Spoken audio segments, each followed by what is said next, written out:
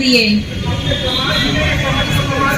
अगर अपने समाज के प्रति लड़ना गुंडागर्दी है, अगर अपने बहन बेटियों के लाज के लिए लड़ना गुंडागर्दी है, अगर आरक्षण के प्रति लड़ना गुंडागर्दी है, तो आज ही मैं अपने घर में जाके अपने दोनों बच्चों को पढ़ा लिखा के गुंडा बनाऊंगी। हम सभी गुंडा है ऐसे में आप सभी भाइयों और बहनों को भी आह्वान करूंगी कि अगर अपने समाज के लिए लड़ना गुंडागर्दी है तो हम सभी गुंडा बनेंगे।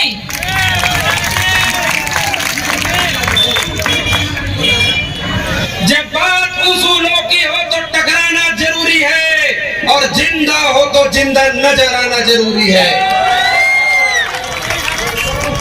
आज बिलासपुर नेहरू चौक में आयोजित इस एक दिवसीय धरना कार्यक्रम में आमंत्रित आदरणीय मंच और मंच के सामने बैठे मेरे माताओं बहनों और मेरे बाईं ओर खड़े मेरे नौजवान साथियों, मेरे पिता तुल्य बुजुर्गों, आप सभी को मेरा सादर प्रणाम, जय सतनाम। आपके अधिकार और हक के खिलाफ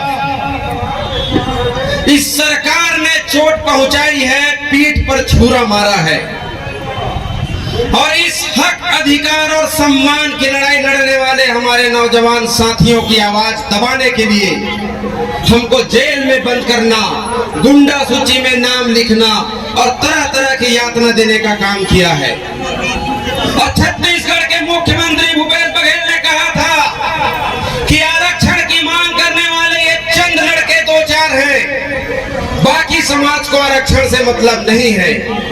लेकिन इस मंच के माध्यम से आदरणीय भूपेश बघेल जी को बताना चाहता हूं कि कोटा, लोरमी, तखतपुर, बिल्हा, मस्तूरी, बिलासपुर, बेलतरा से आए हुए हमारे तमाम अनुसूचित जाति वर्ग के लोगों ने उसको आज जवाब दे दिया है कि आरक्षण की लड़ाई में 2, 4, 5 नहीं बल्कि पूरे छत्तीसगढ़ के तमाम अनुसूचित जाति के लोग हमारे साथ हैं।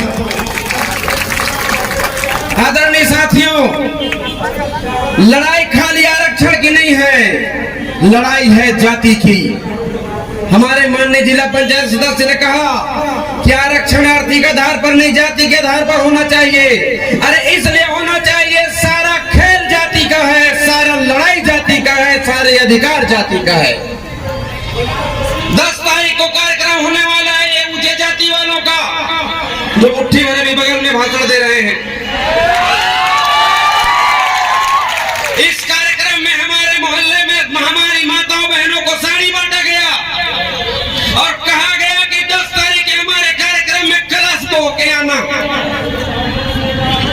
इस बात की जानकारी हुई, मैं अपने तमाम साथियों के संग गया उनके घर में और अपनी माताओं बहनों से कहा कि साड़ी लेना गलत बात नहीं है। अरे साड़ी तो हम तीजा में, रक्षाबंधन में और अपने शादी में अपनी बहनों को, अपने दीदी बुआ को देते हैं। ये हमारा नेम है, परंपरा है, सम्मान है। लेकिन क्या बदले में उनसे हम काम मांगते हैं? तो तुम कैसे नेहरू चौक में भीड़ बढ़वाने के बदले में साड़ी लेकर आए हो? मैं अपने दीदियों को प्रणाम करते हुए एक बात रखने को कहा कि 8 तारीख को आपके बच्चों के हक अधिकार की लड़ाई है। जो लोग आए थे सवर्ण समाज के साड़ी देने, उनको फोन करके बोलो तुम भी हिंदू, हम भी हिंदू, और हमारे हिंदू समाज के बिल्हा में मर गया कट के हमारा भाई, रहंगी में अर्धनग्न करके पीटा गया हमारे समाज के भाइयों को, हमारी बहन का बलात्कार हुआ है सिविल लाइन थाना क्षेत्र में, उसका आरोपी अभी तक नहीं पकड़ाया, हमारा आरक्षण को भूपेश बघेल नहीं बढ़ा रहा है। तो तुम भी हिंदू हो, अगर हम भी हिंदू हैं तो पहले 8 तारीख को हमारे कार्यक्रम में आना और हमारे मंच से भूपेश बघेल से मांग करना कि ये मेरे हिंदू समाज के, सतनामी समाज, सूर्यवंशी समाज, रोहिदास समाज के लोगों के आरक्षण को बढ़ाओ। अगर वो हमारे मंच में आते हैं तो 10 तारीख को हम भी तुम्हारे मंच में आएंगे। आपको क्या लगता है वो आए हैं? जरा नजर घुमाकर बताइए। मैंने अपने दीदी लोगों से कहा कि उनके बहन बहन बेटी को बुलाना, उस समाज के बहन बेटी उनके बहुओं को हमारे मंच में बुलाना, हमारे अधिकार की लड़ाई लड़ेंगे। और साड़ी चाहे जितना भी महंगा हो, जितेंद्र बंजारा के लिए अपने पैसा से लेगा। आदरणीय साथियों, मैं आप सबको गर्व के संग कहना चाहता हूं, मेरी दीदी, मेरी बहनों, मेरी माताओं ने मेरा, नौजवान साथियों का, आप सबका मान सम्मान रखा, उनकी साड़ी उनके मुंह पे फेंक दिया। बताने का आशा ये है कि वो हमारी औकात दो कौड़ी की समझते हैं।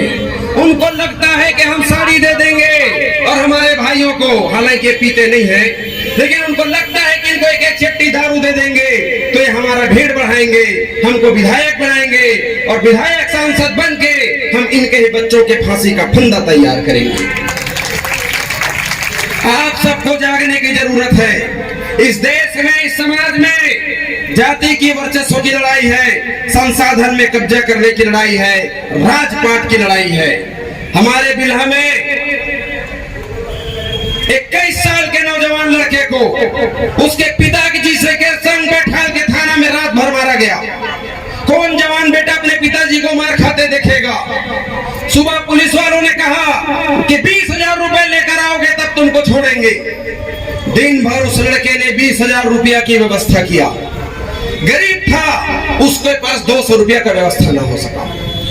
उसको मालूम नहीं था कि महंतवाड़ा में मेरे समाज के भाई लोग हमारी मदद करते हैं। वो बेचारा अनजान था, पैसे का व्यवस्था नहीं कर पाया, ट्रेन में जाके अपनी जान दे दिया, 2 टुकड़ा में कट गया। आप सब भी माताएं बहनें हैं, आपकी ममता है, आपके भी बेटे हैं। एक नौजवान बेटे की मौत का दर्द क्या होता है आपसे ज्यादा कोई नहीं समझता। लेकिन हम जब रिपोर्ट लिखाने जाते हैं तो यही समाज के लोग, यही साड़ी बांटने वाले लोग, यही वोट मांगने वाले लोग, यही हमको मंदिर ले जाने वाले लोग हमारे खिलाफ में खड़े हो जाते हैं। हमको न्याय नहीं मिलता। एक साधारण सी FIR लिखाने के लिए, रिपोर्ट लिखाने के लिए हमको धरना देना पड़ता है, आंदोलन करना पड़ता है, तब जाकर रिपोर्ट लिखाता है। उसके बाद उस आरोपी को भी नहीं पकड़ते हैं। ये हमारी सामाजिक हैसियत है। बिलासपुर रेलवे स्टेशन में जाना और देखना, दिल्ली जाने वाले, जम्मू जाने वाले, हैदराबाद जाने वाले जनरल बोगी की ट्रेन में अपने पत्नी को गंदा पुराना साड़ी पहनाए, मासूम बच्चों को चिथड़ा पहनाए, अपना डेचकी बर्तन करैया को बोरी में भर के गरीब मजदूर बैठा रहता है। मैंने उनसे पूछा, भाई क्या नाम है, कहाँ रहते हो? तो जांगड़े, बंजारे, कुर्रे, सूर्यवंशी, खाली एक ही समाज के लोग। आखिर कौन है जो मजबूर करता है आपको जीने खाने कमाने जाने के लिए? अभी मजदूरी का एक आदमी कमाने खाने गया था, वही उसकी पत्नी के संग छेड़छाड़ हुआ, उस व्यक्ति की हत्या कर दी ठेकेदारों ने, ईंटा भट्टा के मालिकों ने। लेकिन मैं पूछता हूँ, आपको बाहर कमाने खाने के लिए किसने मजबूर किया? आप बड़े बड़े पार्टियों में जाते होंगे, महंगा सूट पहन करके 15 लाख के कार में। मेरे नौजवान साथी, हमारे समाज के लोग भी इतने सक्षम हो गए हैं। लेकिन मैं आपको एक बात याद दिलाता हूँ, उस चमचमाते हुए पार्टी के पीछे पर्दा खोल के देखना, जहाँ 10, 15, 12 बूढ़ी महिलाएं बर्तन धो रही होती है, उनकी जाति पूछ कर देखना, वो आपके जाति के होते हैं। हमारी माताएं बहनें, हमारी बहनें वहां जूठा बर्तन मांजती हैं। हमारी नौजवान बहनें शादियों में लाइट को सिर पे रखकर चलती हैं। उसी वक्त आपके महंगे कपड़े और गाड़ी पर आपको शर्म आ जाएगी। ये हमारी समाज की हकीकत है। मुझे शर्म आती है जब मेरी माताएं बहनों को दूसरे के घर में झाड़ू बर्तन पोछा करते हुए मैं देखता हूँ, तो मुझे अपने पढ़े लिखे होने पर, अपने ओहदे पर शर्म आती है। इस तमाम अवस्था का, आपके गरीबी का, आपके अपमान का जिम्मेदार अगर कोई है तो ये 70 साल से भाजपा और कांग्रेस के सरकार है। इन लोगों ने ऐसा नियम बनाया है, इन लोगों ने ऐसा योजना बनाई है जिसमें आपका विकास न हो सके, आप दूसरों के घर बर्तन मांजो, आप दूसरों का जूठा धो, आपका बेटा रिक्शा चलाए, आपका बेटा ठेला चलाए, मजदूरी करे, मनरेगा के रोजगार के लिए सड़क के सामने खड़ा रहे, राशन कार्ड के लिए लाइन में लगा के खड़े रहे, और जब बूढ़े हो जाओ तो वृद्धा पेंशन के लिए सरपंच के सामने खड़े रहे। इस दोषपूर्ण सरकार के रवैया को, नीति को, नियम को बदलना पड़ेगा, क्योंकि बाबा साहब अम्बेडकर ने हमको अधिकार तो दिया वोट डालने का, अधिकार तो दिया चुनाव लड़ने का, लेकिन चुनाव लड़ने वाले कौन होते हैं? आपके समाज के लोग जो इनकी दलाली करते हैं। आज भी कार्यक्रम हो रहा था, कल मुझे एक कांग्रेस पार्टी के नेता जो सतनामी समाज का है फोन किया, बोलते हैं जितेंद्र भाई, आप नेहरू चौक में 2000-3000 लोगों को खड़ा करके बैठाल के आंदोलन करोगे तो सरकार के खिलाफ, कांग्रेस पार्टी के खिलाफ माहौल बनेगा, और हम लोग चुनाव लड़ना चाहते हैं, इससे हमारे चुनाव पर विपरीत प्रभाव पड़ेगा। मैं पूछा भैया आप कौन से सीट से चुनाव लड़ना चाहते हो कांग्रेस के टिकट पर? बोलता है आरक्षित सीट से। मैं कहा मानसिक पंगु, मानसिक दिव्यांग, विकलांग, तुम्हारा दिमाग खराब हो गया है। अरे जिस आरक्षित सीट से चुनाव लड़ने जा रहे हो उसी आरक्षण को बचाने के लिए हमारे नौजवान साथी, माता बहन यहाँ बैठ के आंदोलन कर रहे हैं।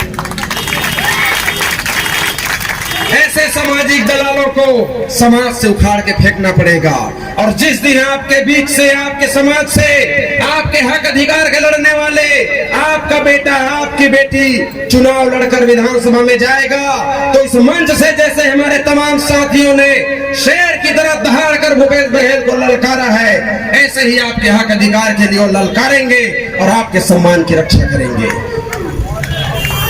आपको दूसरे समाज के गुलाम बनाने के लिए, राजनीतिक दल के गुलाम बनाने के लिए षड्यंत्र किया जाता है।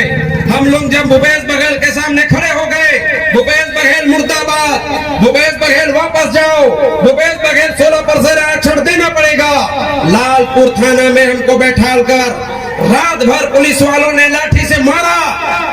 लेकिन मैं गर्व के संग कहना चाहता हूँ, खड़े हुए मेरे साथी, किसी ने पुलिस से नहीं कहा कि हमें छोड़ दो, किसी ने पुलिस से नहीं कहा कि हमें माफ कर दो, उनके हर लाठी का जवाब था भूपेश बघेल मुर्दाबाद। हमको जेल में बंद किए। एक हमारा नौजवान साथी कहता है 21 दिसंबर की बात थी, कड़कड़ाती ठंड, बोलता है भैया बहुत ठंडा है फर्श, और जो रोटी मिलती है 2 दिन पुरानी है, इसको हम नहीं खा पा रहे हैं। भाई संजीत बर्मन, सागर बंजारे, विनोद बंजारा, हमने उनको समझाया कि याद करो अपने समाज के उन लोगों को जिनके पास ये फर्श भी नहीं है सोने के लिए, वो मिट्टी के जमीन में गोबर लीप के सोते हैं। याद करो सतनामी समाज के लाखों लोगों को, अरे जेल का तो पक्का लेंटर है, वो तो खपरा में और घास फूस के मकान में रहते हैं। अरे जेल की तो पक्की दीवार है, लेकिन याद करो उन लाखों सतनामी समाज के और अनुसूचित जाति के लोगों को जो भीठिया के घर में, रहेटा के घर में माटी छाप के रहते हैं, ओवर ब्रिज के नीचे रहते हैं, झोपड़ी में रहते हैं, कमाने खाने जाते हैं तो ईंटा को खड़ा करके एस्बेस्टस सीट को लगा के रहते हैं। और जब तक इस तस्वीर को नहीं बदल देंगे, अरे रोटी तो 2 दिन पुरानी है, शुक्र मनाओ कि तुमको रोटी खाने को भी मिल रहा है जेल की। लाखों ऐसे सतनामी समाज के अनुसूचित जाति के लोग हैं जो होटल के बाहर पड़े हुए बासी खाना, जिसके घर झाड़ू पोछा करने जाते हैं उसके घर के बासी रोटी खाना को रख के अपने बच्चों को खिला के जीवन यापन करते हैं।